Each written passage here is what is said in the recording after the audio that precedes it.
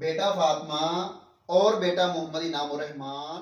چوتھا کلمہ کلمہ توحید کو کہتے ہیں، اور کلمہ توحید یہ ہے: لا الہ الا اللہ وحدہ لا شریک لہ لہ الملک ولہ الحمد یحیی ویمیت وہو حی لا یموت ابدا ابدا ذو الجلال والاکرام بیدہ الخیر وہو علی کل شیء قدیر۔ اللہ تعالیٰ کے سوا کوئی معبود نہیں، وہ اکیلا ہے، اس کا کوئی شریک نہیں، اسی کی بادشاہی ہے اور اسی کے لیے تمام تعریف ہے۔